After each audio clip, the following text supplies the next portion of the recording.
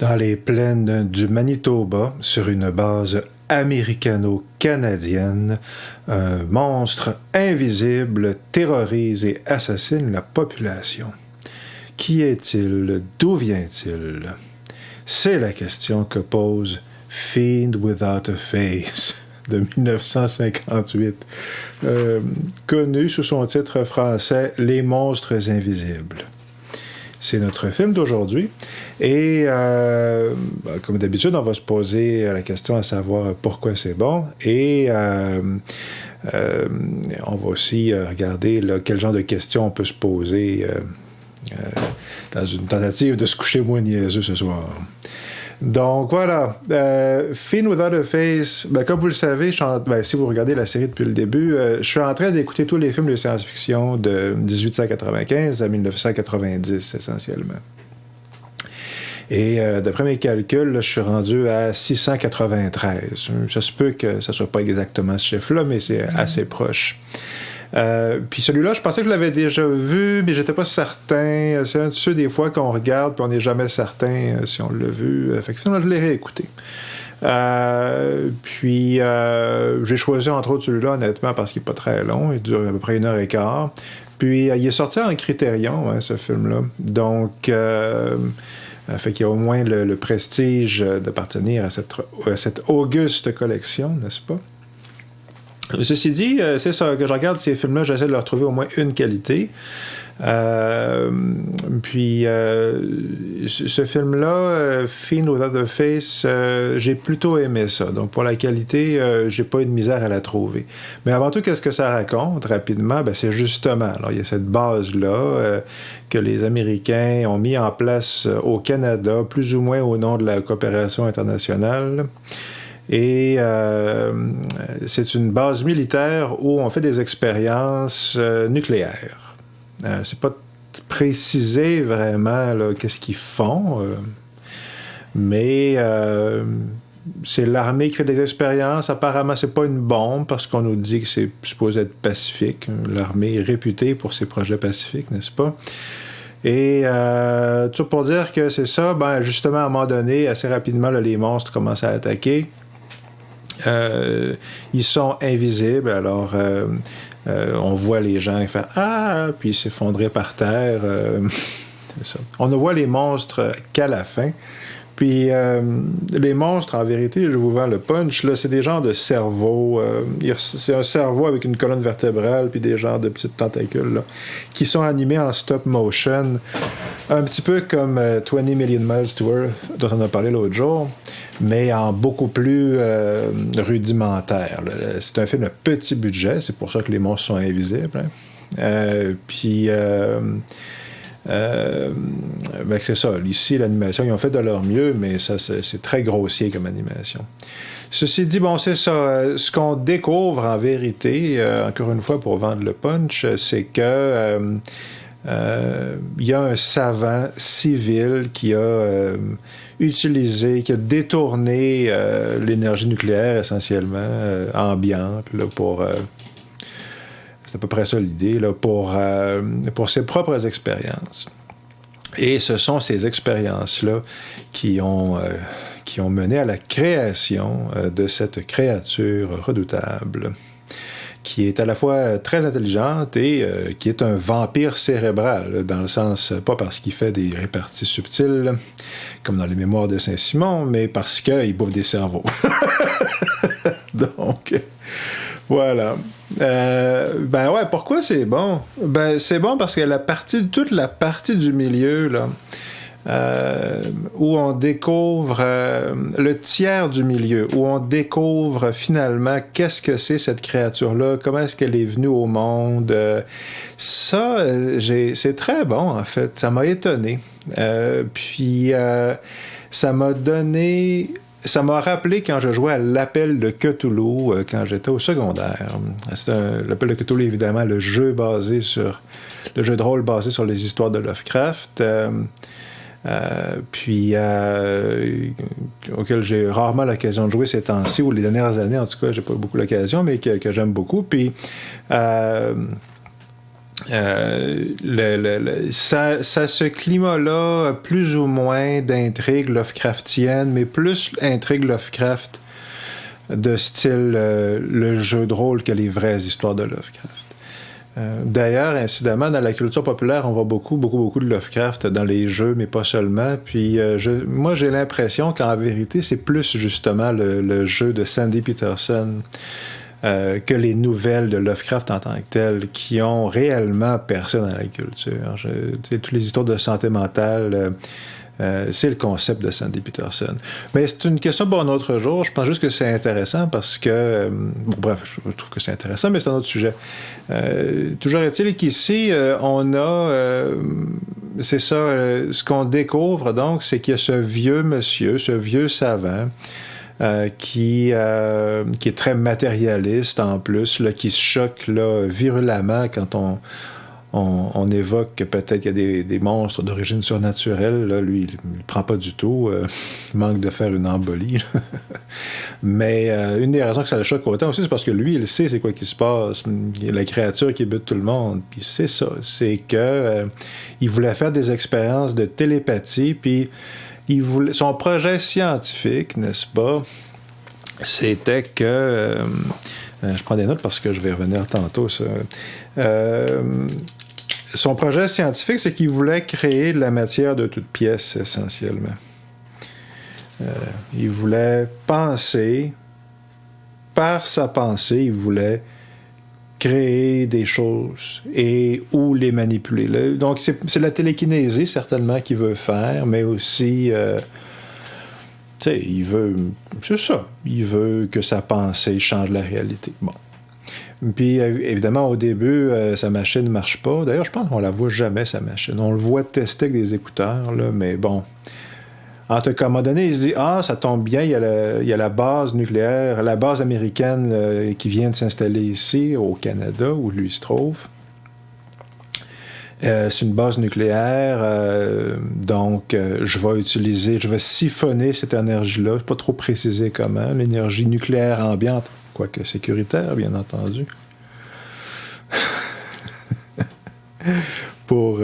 C'est assez puissant pour que ces expériences de pensée soient, pour alimenter énergétiquement ces expériences de télékinésie, puis que ça marche, puis que ça crée les monstres, là, les cerveaux vampires, les monstres qui n'ont jamais existé. Bon. Il y a assez de radiation qui flotte pour que ça marche, mais il est clairement expliqué qu'il n'y a aucun danger pour la population. Tout ça, c'est scientifique. Hein. Donc, ça pour dire que ce bout-là, en vérité, quand on commence à voir là, que non, ce gars-là, il a la conscience pas tranquille du tout, il a créé cette créature-là, il sait pas c'est quoi. Tout ça, la sensation que j'ai ressentie, c'était cette sensation d'horreur Lovecraftienne, là, plus le Lovecraft de From Beyond, m'a-t-il semblé. Je suis en train de lire les histoires de Clark Ashton Smith. J'ai quasiment fini, en fait. Il y a une très, très bonne anthologie chez Penguin, là. Donc, de nouvelles et poèmes en prose de Clark Ashton Smith, qui est un collègue et contemporain de Lovecraft, puis qui a écrit des histoires du même genre. Ben, c'est ça, c'est ce genre de climat-là. Si vous avez lu du Clark Ashton Smith, il est excellent d'ailleurs en passant, j'ai beaucoup aimé ça. Il y a un petit peu du climat là, où est-ce que c'est ça, il y a cette aura maléfique et palpable. C'est à peu près ça. Je pense beaucoup à The Void de ces temps-ci aussi, le genre de film là, américain qui est sorti il y a peut-être une dizaine d'années, là, quelque chose comme ça, 10-15, qui est un film Lovecraftien, justement, là, mais là, carrément, presque explicitement Lovecraftien, qui est excellent, honnêtement, vraiment très bon. Ben, il y a un petit peu de ça. Fait que ça m'a étonné de trouver ça là-dedans. Bon, j'avais complètement oublié le film, comme j'ai mentionné. Ça fait qu'à toute fin pratique, c'est comme si je l'avais vu pour la première fois. Puis cette partie-là, j'ai sincèrement beaucoup plus embarqué que je pensais. J'ai réellement embarqué dans ce bout-là. Donc, c'est évident que je cherche à aimer ça, mais pourquoi pas? C'est mieux. Ouais, en tout cas, j'ai aimé ça pour vrai. J'ai fait l'effort de me dire, OK, si j'essaie vraiment d'embarquer dans le film, ça marche-tu? Ben, ouais, ça marche. J'ai aimé ça. Bon, après, à la fin, ça se termine en fusillade. Il y a des gens qui se font tuer parce qu'ils se garochent dans les bras du mal. Ils se garochent dans les excroissances du monstre. En tout cas, les gens, à toute fin pratique, ils se suicident en se garochant dans le monstre. Là, bon, il y en a une couple des comme ça, mais bon, c'est vite passé. Puis c'est la séquence de la fusillade de la fin, c'est 15 minutes, bon. Mais voilà, pour l'essentiel, le cœur vraiment du film, le début, c'est bien fait, mais c'est assez peinture à numéro comme truc, là. Il y a une base, les monstres attaquent, la population superstitieuse, blâme l'armée, l'énergie nucléaire. Mais c'est ça, tout le bout du milieu, c'est bon. Puis, est-ce que ça mérite d'être un critérium? Ben, pourquoi pas? Voilà. Fait que je le recommanderais. Je pense, si vous êtes, encore une fois, c'est un film en noir et blanc, un film de monstre à petit budget des années 50. Il faut être disposé à vouloir regarder ces films-là. Mais si c'est votre cas, ouais, c'est cool, Fiend Without a Face. Donc, en ce qui concerne mes questions, ben, je reviens souvent sur les questions de... Ah oui, juste un truc avant que j'oublie, c'est ça. Toute la séquence de la fin où est-ce que les monstres attaquent, là, ben... la forme que ça prend, c'est que tous les héros, puis la bande étendue des héros, donc le militaire, la fille, qui est la future amoureuse, notre triangle amoureux, dans l'histoire amoureuse du film, il y en a pratiquement tout le temps une dans ces films-là. La fille qui va tomber en amour avec le colonel ou l'officier militaire, le héros, qui est aussi l'assistante du savant. Bon, mais le savant est là. Il y a une dizaine de personnes peut-être dans la maison quand le monstre attaque. Là. Bon, ben, ils se barricadent dans la maison, pareil comme dans certainement dans Night of the Living Dead. Mais où ils font exactement la même scène là, placard. Donc, dans les films de zombies, on voit quasiment tout le temps ça. Bon, très fréquent qu'on voit ça. Puis moi, j'ai toujours pensé qu'ils avaient pris ça, Romero, qui avait pris ça carrément dans The Birds de Hitchcock, qui est un chef-d'œuvre. Hein? Si vous n'avez pas vu The Birds, courez, là, volez, si j'ose dire. Écoutez The Birds, c'est bon, tabarnak The Birds, c'est vraiment bon en crise, là, c'est hallucinant. Moi, je l'ai vu sur grand écran, là, mais c'est une petite histoire, c'est hallucinant The Birds. Bon, c'est ça, puis la fin... c'est justement, ils sont dans The Birds, on a nos héros, la famille élargie, etc. Donc une dizaine de personnes qui se barricadent dans la maison, même chose. Fait que moi, je pensais que Romero avait pris ça là-dedans, mais en fait, le film ici date de 58, donc on est avant The Birds. Eux, c'est ça qu'ils font, ils ont le réflexe de faire ça. Dans les Carpenters, des fois aussi, on voit ça. Là, je pense à Assault on Precinct 13. Là-dedans, c'est un poste de police, mais bon, c'est un petit peu le même principe. Puis je me suis demandé, en regardant là, cette scène-là, je me suis dit, OK, bon, mais clairement, ils n'ont pas pris ça dans Hitchcock. Où est-ce qu'ils ont bien pu prendre ça? Parce que clairement, c'est un lieu commun, c'est un topoi, comme on dit, dans le sens où, en littérature, là, quand tu as un concept ou une idée qui revient plus que 3 fois, c'est ça qu'on appelle un lieu commun, ou un topoi. En tout cas, dans mes études universitaires, c'est comme ça qu'on m'avait montré ça, moi, dans le temps. Donc, l'idée est que... si, mettons, en science-fiction, t'as un roman qui raconte l'histoire d'un extraterrestre qui descend sur Terre pour livrer un message de paix et environnemental. Je dis ça parce que c'est souvent ça, même dans les vraies rencontres, les vraies histoires où les gens disent « Non, j'ai réellement rencontré un extraterrestre », d'habitude, c'est ça qu'ils disent. Hein. Que ça soit... fait que si tu as ça une fois, c'est juste une histoire de même. Mais si ça revient 3 fois ou plus dans toute la littérature, c'est considéré comme un thème culturel, ce qu'on appelle, non péjorativement, un lieu commun ou un topoi. C'est un concept très utile. Ici, c'est ça, clairement un lieu commun, /, un topoi. cette idée de barricader la maison pour empêcher les monstres de rentrer. Puis je me suis dit, à tous les coups, ils ont pris ça dans les westerns.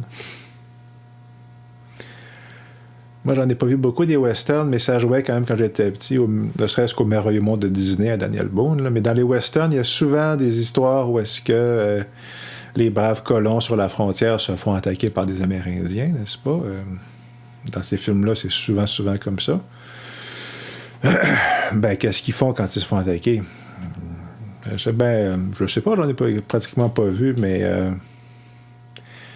à mon avis, si on va voir qu'est-ce qu'ils font, il y a des chances que ça ressemble à ça. Ça me surprendrait pas tout. Parce que clairement, le gars, il n'y a pas lui qui a inventé ça, là. OK? Puis je sais pas vous, mais moi, dans la vie de tous les jours, là, j'ai jamais, ni moi, ni qui que ce soit que je connais, à ma connaissance, tu sais, barricader mes fenêtres puis mes portes pour repousser un envahisseur, là. Puis s'il y avait un envahisseur, je suis pas certain que c'est la première idée qui me viendrait en tête, t'sais. Mais là-dedans, c'est un réflexe. Tout le monde fait ça. Oh, bon. Fait que c'est ça. C'est un lieu commun. Où est-ce qu'ils l'ont pris? Probablement dans les westerns. Est-ce qu'il y a une leçon à en tirer?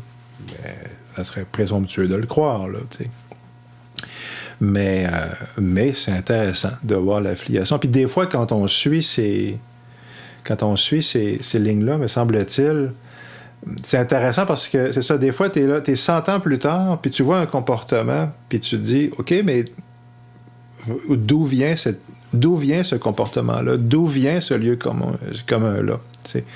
Fait que, si tu te dis, OK, dans les films de zombies, ça vient, mettons hypothétiquement ici, OK, dans les films de zombies, très fréquemment, on voit les gens se barricader à l'intérieur, puis tu peux voir l'affiliation de ça dans le temps, puis tu dis, OK, donc, c'est...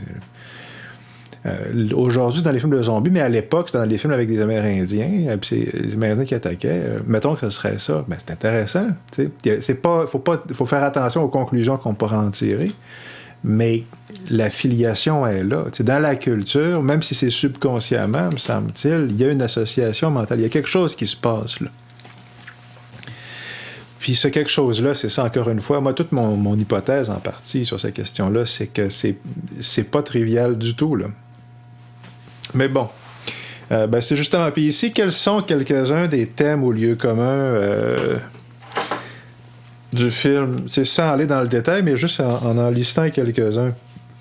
Déjà, celui que j'ai noté juste tantôt, c'est la science, là. T'sais. Puis ça, plus que je regarde, parce que là, ces temps-ci, je regarde beaucoup de ces films-là, puis, évidemment, pour le projet science-fiction, puis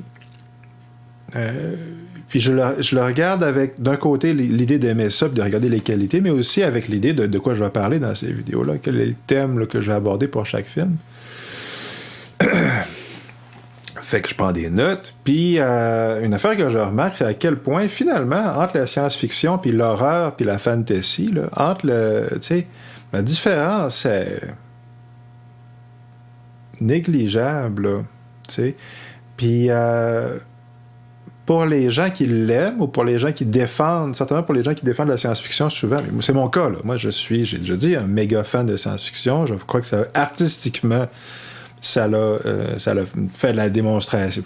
Un, c'est cool, hein?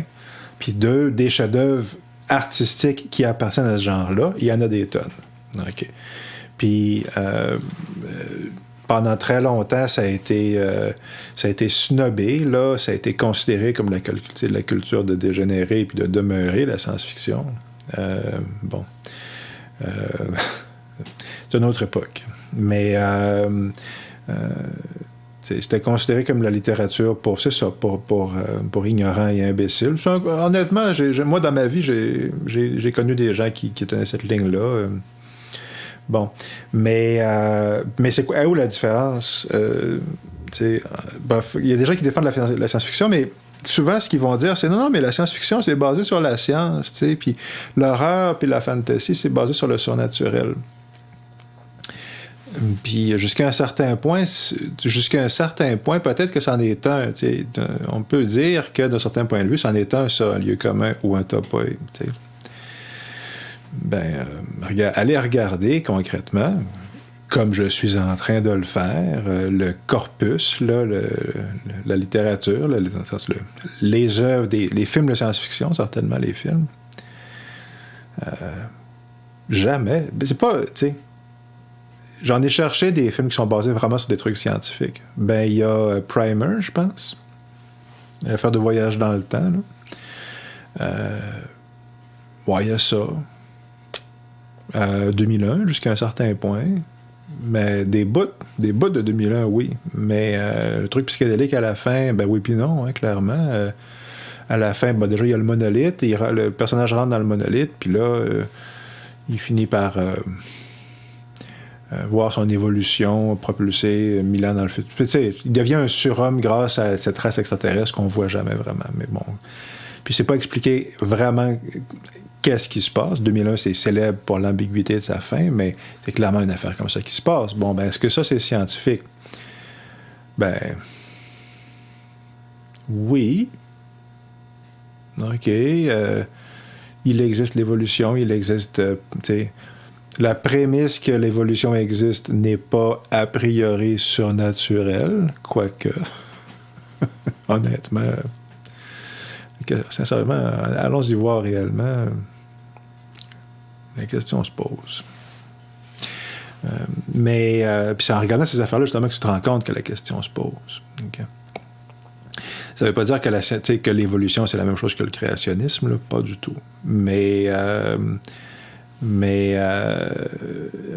point que je fais ici, là, c'est que tous ces films-là qui parlent de tous ces films de science-fiction-là, ils ont un point de vue généralement matérialiste. Là. Ils vont dire, c'est ça, le monstre a été créé par des radiations plutôt que par l'Antéchrist. Là, mais, où la différence, là? T'sais, le gars qui dit, il y a un monstre, il porte un sarrau blanc à la place d'un habit de curé. Elle a la différence. Bon. Fait que... tu sais, puis je pense que c'est une question intéressante parce que le rapport de la réalité en Occident est beaucoup basé... Tu sais, l'autorité morale en Occident est beaucoup basée sur la science, sur l'idée, le concept de science. Puis moi, je pense que c'est beaucoup plus sur le concept de science que sur la pratique de la science. Mais ça, c'est une question pour un autre jour. Mais tu vois, c'est juste pour dire que là-dedans, dans ce film-là, ben, on a un scientifique, mais est où la science? C'est n'importe quoi son affaire. Là. J'utilise des radiations pour alimenter ma pensée, puis j'ai créé un monstre avec ça. On est loin de Darwin, entre vous et moi, là. T'sais? Fait que c'est pas, tu sais, c'est de la science, mais non. T'sais. Bon. Fait que c'est des pistes de questions, moi, je pense, qui sont super intéressantes, puis qui sont utiles et importantes. Moi, je pense. Bon. Fait que d'autres, je vais juste lister d'autres idées parce que je parle souvent de l'idée de trame narrative, puis justement, ce dont je parle en partie, c'est quels sont les lieux communs, pas juste des histoires qu'on se raconte, que les films racontent, mais que nous, entre nous autres, consciemment ou inconsciemment, on se raconte. T'sais. Comme le bon flic ou le méchant flic, à la limite. Mais tous les flics sont corrompus. Ou... par opposition, tous les flics sont braves et nobles et nous défendent, etc. Ben, c'en est deux lieux communs, en vérité. Après ça, vous pouvez plutôt souscrire à un récit qu'à l'autre, mais ce sont des récits qui reviennent dans la culture. Puis des fois, c'est basé sur l'expérience ou des choses comme ça, l'observation, si on veut, mais des fois, c'est juste parce que le monde se le répète. Puis si on essaie de se démêler individuellement puis collectivement pour essayer de trouver des solutions à nos problèmes puis essayer de vivre sur le sens du monde, ben c'est ça. C'est des questions qui peuvent peut-être être utiles dans ce processus-là. Où sont les lieux communs que moi je crois puis à quel point sont-ils... juste les voir, sans même se demander à quel point ils sont fondés là, juste voir que c'est des lieux communs. C'est déjà un gros point de marqué, à mon avis. Fait que si je regarde les autres trucs, là, vite fait, là, tout ce que je vais faire, c'est les lister, encore une fois. L'armée sont bien fins. L'armée, là, je sais pas si vous avez vu comme moi, mais l'armée, j'ai appris dans ce film-là, l'armée, tout le monde est fin, tout le monde est intelligent, tout le monde... les deux pieds sur terre, tout le monde est bien intentionné, calme, OK. L'armée sont bons. Le nucléaire, c'est bon aussi. Ça, j'ai appris ça en regardant ce film-là. Puis, la population là-dedans, quand ils commencent à avoir des meurtres, évidemment, ils paniquent. Ils se disent, ça doit être à cause de votre radiation. Puis, il est clairement expliqué dans le film que c'est parce que c'est des ignorants et des imbéciles qui croient ça. Hein? Parce que le nucléaire, c'est sécuritaire. Bien entendu.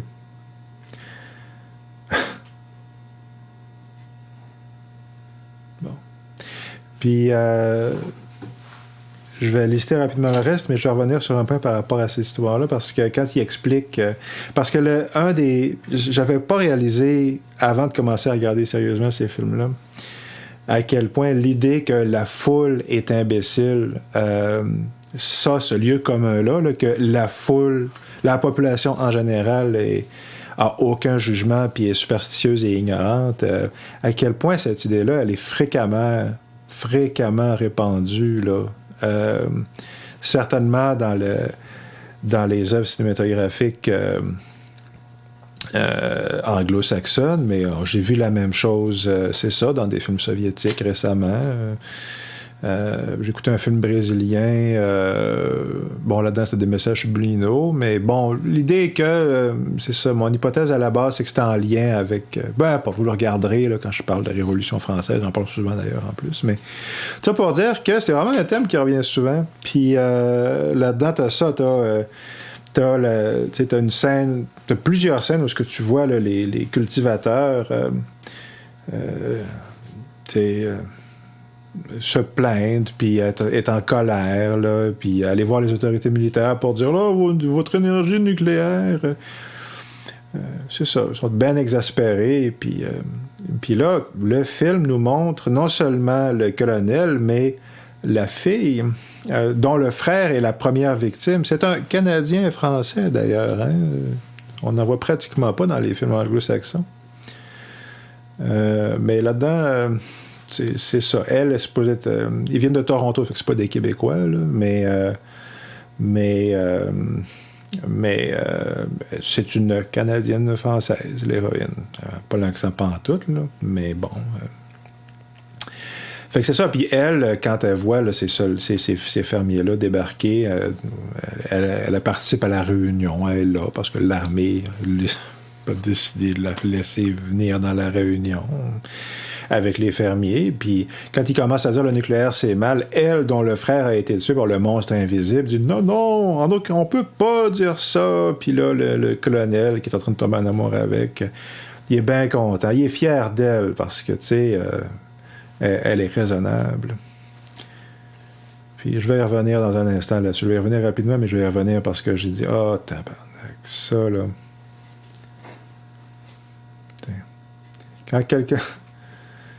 Quand le monde dans les films te dit ne vous laissez pas manipuler, là, à votre avis, est-ce que ça serait pas peut-être un petit peu de la manipulation, ça? Le Canada et les États-Unis sont deux pays distincts et séparés et radicalement indépendants. Mais, je vais tenter de dire, c'est là qu'on voit que c'est un film de science-fiction.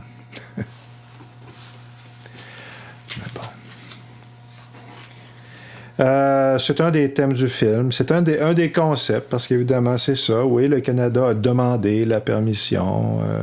Puis ça arrive des fois que le Canada veut faire des opérations militaires, puis ça arrive qu'il demande la permission, mais ça arrive pas que le Canada dit non. Puis l'indépendance politique du Canada, là, vous pouvez y croire si vous voulez, mais je pense que si vous allez voir la littérature, la littérature comme historique, là, les sources historiques, vous allez voir, mettons, le passé militaire canadien dans les années 60, 70, 50. Vous le ferez, puis vous me direz après ça si vous pensez encore que le Canada est un pays indépendant des États-Unis. Soyons sérieux. OK. Mais ne faisons pas de polémique. Okay. Disons que c'est un thème que le film présente comme allant de soi, que vous pouvez croire ou pas. C'est ça, le militaire c'est bon, le nucléaire c'est bon, le peuple est idiot. Voilà tous des thèmes du film. Les fermiers sont superstitieux. Ah oui, où sont les nuances? C'est un des thèmes du film. Ben, c'est ça. T'sais, souvent, on peut pas mettre tout le monde dans le même panier, là. Il faut être nuancé. Bon. Mais moi, je veux bien mettre des nuances. Mais quand on regarde un film comme ça, c'est pas inintéressant de voir où ils mettent les nuances, en fait. Qu'est-ce qui peigne en caractère gras, puis qu'est-ce qui peigne de manière nuancée, puis comment est-ce qu'ils présentent la nuance. Par exemple, ben les fermiers sont plus ou moins des gros tarés. OK? Ben la nuance est où? Ils sont ignorants, mais c'est des fermiers nobles qui travaillent la terre. Puis à la fin, ils croient l'armée. Donc, ils sont pas si cons que ça. Nuance. Si vous regardez le film, vous allez avoir d'autres des nuances comme ça. OK? Ouais, c'est ça. Tout le monde est con, sauf quand il croit le boss. Nuance. Bon, ben c'est ça. Souvent, ouais, OK, le chef de la base militaire, il est plutôt pas cool avec la fille dont le frère vient de mourir, là. Puis, il est plutôt présomptueux, puis tout ça. Puis, il est présenté un peu au début comme une sorte de caricature de militaire, là. Une caricature, un vieux monsieur moustache. Je suis très gentil, là, mais caricature un peu militaire. La nuance, c'est quoi? Ben, elle se choque déjà, l'héroïne se choque, puis elle dit, vous pouvez pas dire ça de telle affaire, vous voyez bien que mon frère est pas un gros demeuré ignorant, parce que, il y a, bon, peu importe, là, vous le regarderez, là, mais, mon frère n'était pas un espion, il prenait en note quand les avions passaient au-dessus du champ parce que ça affectait les vaches. Okay? Donc, ça affecte la production laitière. Donc, c'est pour ça. C'est pas parce que c'est un espion. C'est ça l'idée, là. C'est ça. C'est qu'ils ont trouvé là, son calepin de notes à son frère. Là, puis, vu qu'il y avait les heures des vols à l'intérieur, le gars accusait il disait à sa sœur que votre frère devait être un espion, puis elle a dit non, vous voyez bien là, que c'est parce que c'est écrit 3 lignes plus tard, là, les vaches sont affectées par les vols, c'est ça qu'il s'agit. Bon, c'est de ça dont il s'agit. Ben, après cette scène-là, la fille est accompagnée pendant quelques pas avec notre héros, le militaire. Puis le militaire dit, non, mais je sais qu'il est un peu bourru, là, mais fondamentalement, c'est un bon gars, le colonel. Nuance. OK. Bon, puis je vais rapprocher ça avec le détail intéressant, là, m'a-t-il semblé, justement, par rapport à...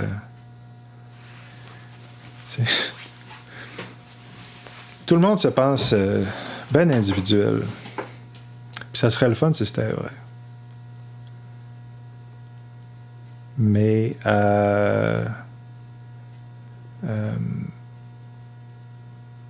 c'était dans ces films-là, ce qu'on voit, c'est le lieu commun de l'individualité.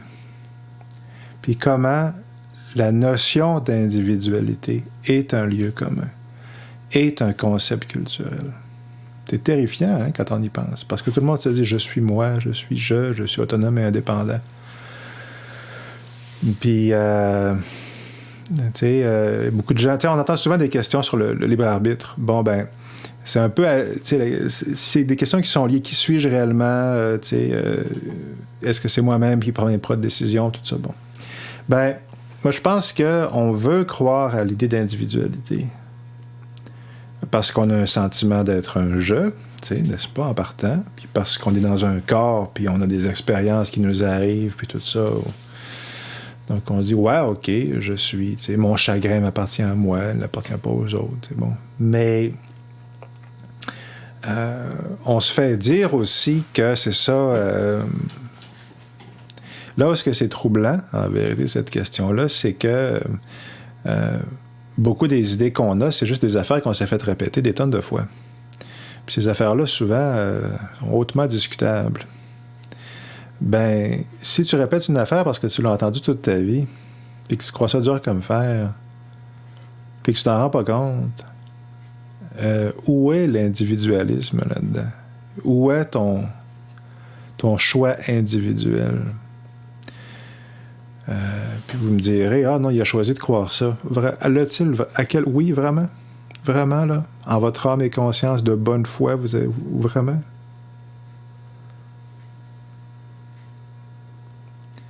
Puis, peut-être que oui, peut-être que non, peut-être en partie, mais ce qu'on voit dans ce film-là, c'est une construction, là, où est-ce que... parce que le principe dans les films, particulièrement les films américains, là, c'est pas pour les blâmer, mais une des raisons pour lesquelles ils sont efficaces à ce point-là, c'est qu'on s'identifie à un ou plusieurs personnages en particulier.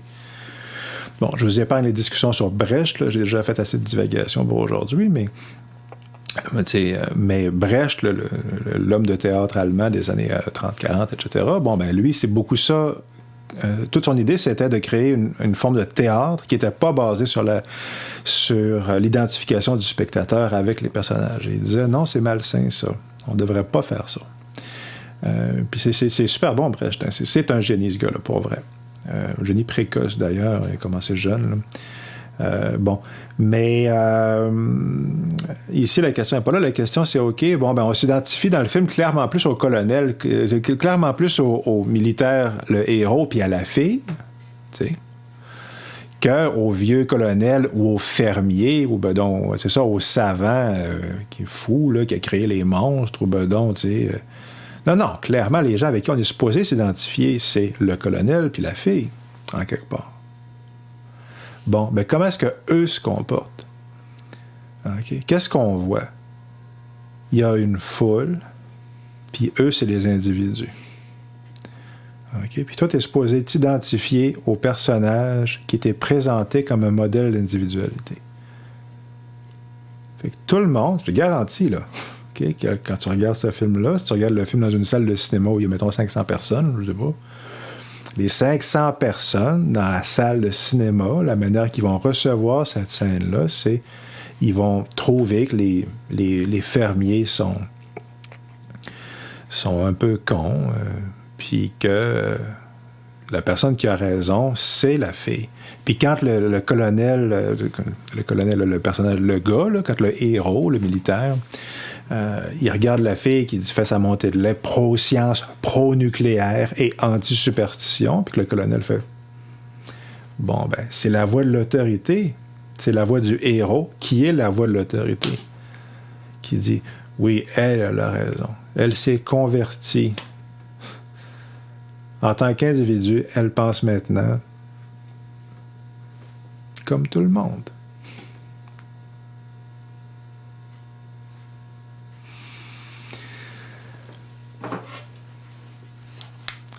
Ma suggestion pour cette semaine, c'est... j'ai listé quelques trucs. OK. Mes pré-suggestions. Il y a Phenomena de Dario Argento à cause de... parce que, il y a une révélation à la fin dont le côté un peu grotesque m'a fait penser au film, l'atmosphère. Il y a Island of Terror, qui est très proche en termes de ton, puis qui est un film de science-fiction, d'horreur britannique. Ça aussi, c'est un film britannique en passant, mais ça paraît pas, là, c'est juste que... mais officiellement, c'est un film britannique, Fiend Without a Face. C'est ça, Island of Terror, c'est le même principe. Il y a c'est Peter Cushing et Christopher Lee. Et ils sont sur une île ou une petite ville, quelque chose comme ça, où il y a une base qui font des expériences, genre nucléaire, là, ou sur une... C'est peut-être avec une autre dimension. Ils font des expériences, puis ça vire horriblement mal, puis il y a des créatures plus ou moins Lovecraftienne qui débarque, puis c'est cool en crise. C'est cool en crise. J'ai vraiment aimé ce film-là. Puis c'est une version, honnêtement, c'est une version plus réussie de ça, là. Puis pas très connue, donc ça vaut vraiment la peine. Qu'est-ce que j'ai? Forbidden Planet, à cause du principe de dans Forbidden Planet, il y a un monstre, il y a une technologie extraterrestre puis qui projette les peurs subconscientes, ou pas les peurs, mais disons les sentiments discutables d'un père pour sa fille, sous la forme d'un monstre qui va attaquer les astronautes. Le Forbidden Planet aussi, c'est un chef-d'œuvre du cinéma. Mais finalement, là, c'est ça, celui que j'avais recommandé, et ça, c'est, on va dire, voilà, c'est des suggestions complémentaires, mais la suggestion de cette semaine, j'avais pensé à Scanners de Cronenberg aussi, à cause des pouvoirs psychiques, là, parce que, bon. Mais je vais y aller pour The Brood. Chromosome 3, je pense que ça s'appelle en français. The Brood de Cronenberg. Puis, à mon avis, c'est certainement son film le plus personnel, je crois.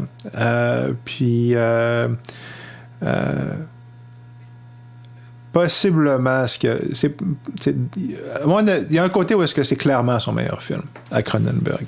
Puis c'est l'histoire d'une clinique psychiatrique un peu New Age, où justement il y a des monstres, là, il y a des meurtres qui commencent à se produire, puis les meurtres sont provoqués par des monstres, puis les monstres sont provoqués parce que les méthodes psychiatriques New Age du savant, là, qui est joué, je pense, par Oliver Reed en plus, ont débloqué chez la femme de notre héros la capacité de créer des monstres monstrueux, des monstres meurtriers. Fait que, essentiellement, t'as un couple en train de divorcer, qui essaye de pas divorcer, mais c'est un couple là, que ça va pas bien du tout, là. Puis la femme est allée voir ce psychiatre-là pour essayer d'arranger le truc, parce que dans leur tentative parce qu'elle est sur le bord de péter les plombs assez solides, ben c'est ça, elle se met à créer ces monstres-là. C'est tellement bon!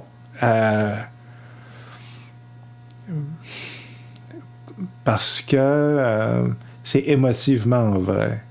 T'sais. Puis si vous avez déjà peut-être dans votre vie été dans un couple qui battait de l'aile et vous ne saviez pas quoi faire, ben vous reconnaîtrez peut-être quelques-uns des sentiments dans ce film-là. Que vous ayez été l'un ou l'autre des membres du couple. Là.